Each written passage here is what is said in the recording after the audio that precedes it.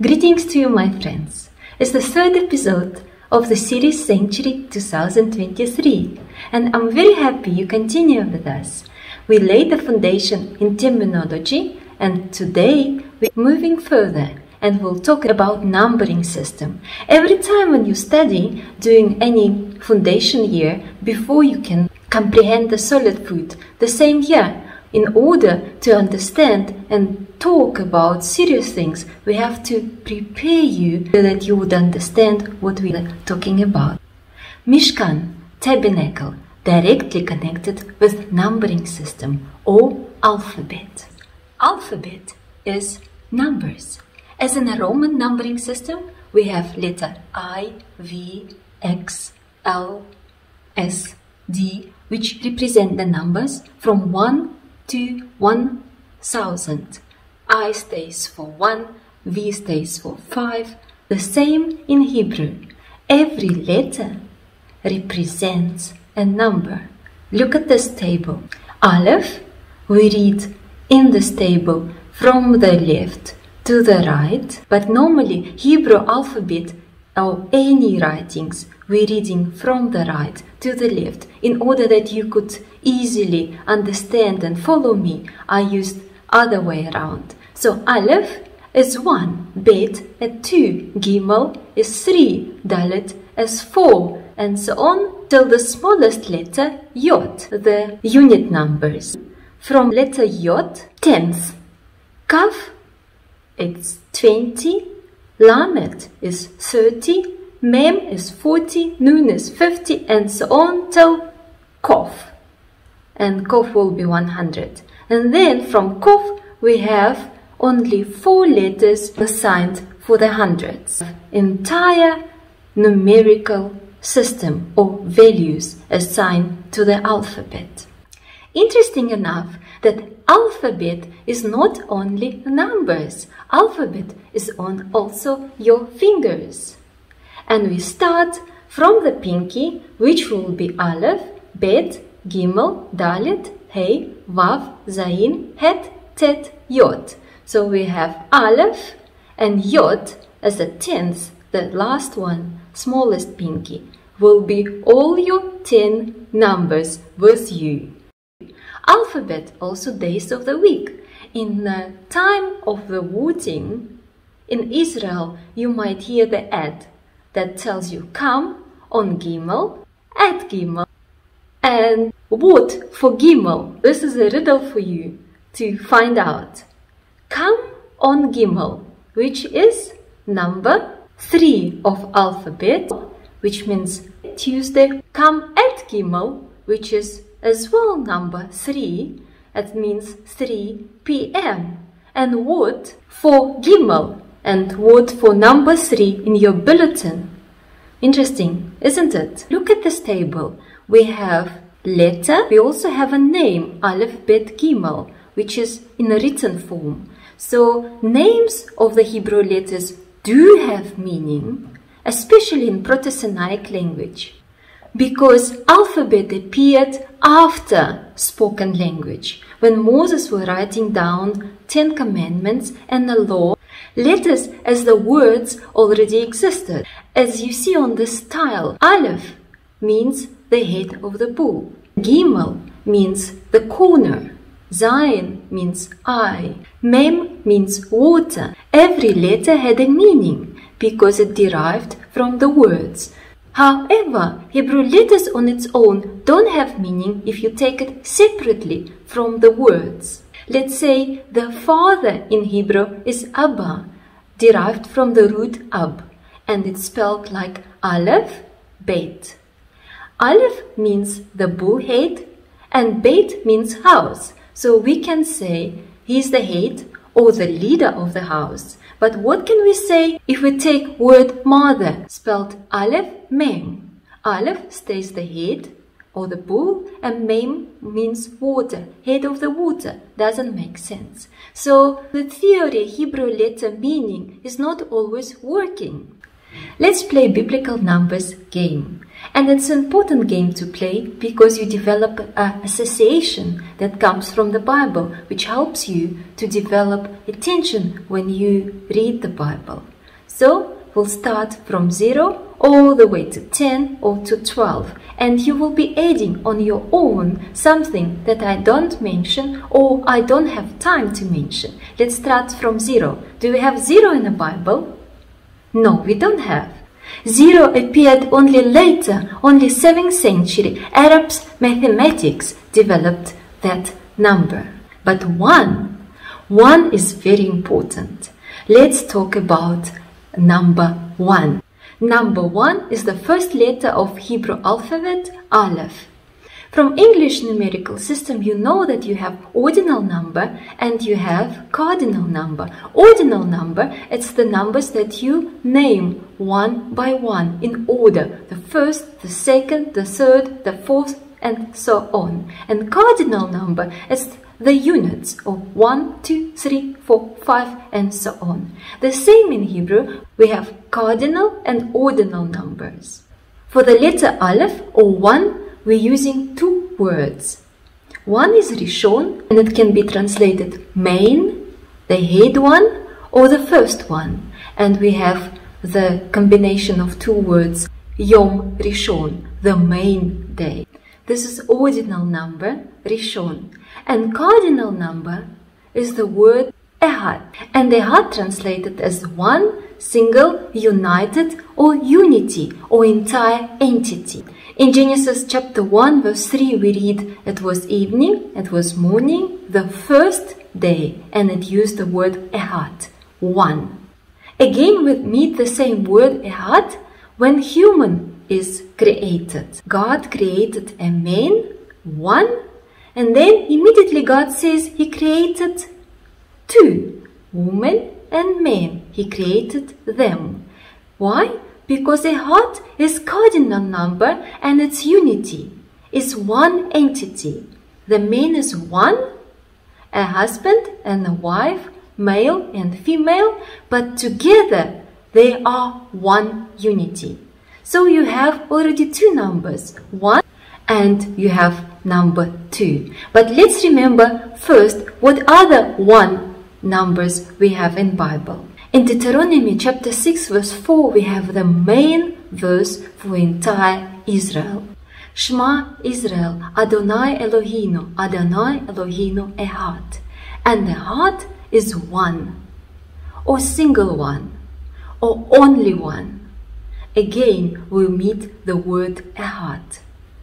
So first time about husband and wife, male and female, one. Second time that God is one, and the third time you will meet it when we study Mishkan, Tabernacle. All of these instances talking about something very specific, about family treasures, about covenant, about agreement, about unity. When 2 comes into play, it creates duality or tension or complexity. When male or men only one, there is no tension, no rivalry, no wars between. But if it's 2, it will be always something going on. But 2 can become a unity as well. Opposite. Number 3, very often used in Bible. 3 symbolizes humanity, harmony, or agreement. You can give other examples from the Bible. Number 4, very often used in Bible. In Revelation, 4 directions of earth, 4 wings, 4 angels. Very important to remember 4 mothers of faith. Sarah, Rebecca, Leah, Rachel. 4 is transition to the new level. When we say 5, we refer to the hand. And 5 means power. When we have the fist, it means the power. When Jesus was accused having authority, having power, it means that like He Himself wrote Torah, wrote Bible. They accused Him to have the power because it feels like He with His own hand wrote the Bible. When Bible talks about 5, it talks about power and might of God. David took 5 stones to fight Goliath. And what these 5 stones mean is a riddle for you. 5 letters we have in the name of God, Elohim. God introduces himself first time on the pages of Torah with that name, Elohim. Letter 6 is a repetition in the Bible, Deuteronomy. It's Torah that been repeated again. We talk about 6th day or completion or the comfort, when everything is ready to receive the main creature, human being. 6 is comfort. It is a geometrical number, an optimal number to describe the creation. Symbolic number 666 doesn't have anything to do with numerical number 6, plain number 6. Number 7 appears almost everywhere in the Bible. You will be able to give so many examples. God rested on the 7th day. Joshua marched around Jericho 7 times. Menorah has 7 branches, and we carry on and on and on. In Revelation, 7 churches, 7 bowls, 7 lamps, 7 seals, 7 angels. 7 is the divine perfection. As opposed to other numbers which derive from the power of human endeavors, 7 comes from God. 7 divides only on itself and number 1. It's a simple number. And 7 combines of 2 numbers, 3 and 4, a male and female. Remember that. Very important in study of Tabernacle. Number 8. Not very often used in Bible, but we have very specific examples. Boys will become Jews on the 8th day, because on the 8th day the child is circumcised. On the 8th day, the priest will become priest in a full sense, because he will be dedicated on the 8th day. 8 is transition to the new level. Christ was resurrected on the 8th day. Why would you ask? Because the first day is Sunday, we count from the days of creation, and 6th day he died, 7th day he rested, and the 8th day he was resurrected. On the 8th day, Christ announced himself a Messiah. On a great day of Tabernacle, we read about it in the Gospel of John. Number 9. 9 we do not have in a Bible, although you can try and find something, would be very interesting. 10. 10 is all what we have, all our opportunities, all our possibilities. 5 and 5, all what human has. When God creates world, he does say 10 times, 10 acts of creation. Abraham is negotiating about Lot with God and asking if there are any 10 righteous people in Sodom. We remember Aleph and 10 spies, such a sad story. Wrong decision of 10 people changed the destiny of the entire nation for 40 years. Let's repeat all over again from beginning. We'll use our hands. We'll start from the right hand, your left on the screen, and we'll start from pinky, count to pinky. 1 is the smallest and 10 is the smallest in Hebrew mind. Aleph, 1, unity or one entity. Bet, tension, duality or complexity. Gimel, simplicity and harmony. Aleph, Bet, Gimel, Dalet. Dalet, 4. It is transition to something bigger. Aleph, Bet, Gimel, Dalet, Hey. Hey, power. 5 is power. 6. 6 is repetition. Aleph, Bet, Gimel, Dalet, Hey, Vav. Vav is repetition or comfort. Aleph, Bet, Gimel, Dalet, Hey, Vav, Zayin. Zayin, 7, fullness of comfort. As remember, 7th day of creation, completeness and harmony. Aleph, Bet, Gimel, Dalet, Hey, Vav, Zayin, Hey. Hey, 8 is transition. Remember, 8th day, the priest become a priest in a full sense. Tet or 9 doesn't exist. And the last one is Vav or 10, which is the smallest number. It is all our opportunity. everything what we have in our hands. When you ask me what about other numbers, yes, we do have lots of 12. 12 disciples, 12 tribes, 12 months, so much you can find. But this will be your homework to do. And the last one, when Jesus says, "For I tell you truly, until heaven and earth pass away, not a single jot, not a stroke of pen will disappear from the law until everything is accomplished." We read it in Matthew chapter 5, verse 18. What does Jesus mean by saying that? He definitely means letters or numbers, and the letters are 6, which is Yod, and Vav, which is 10, the smallest letters in alphabet. Look at this table again. We do not write vowels, we only write consonants. In calligraphic writing, Yod is like a small touch or comma, and Vav is actually shaped like exclamation mark, just without a dot.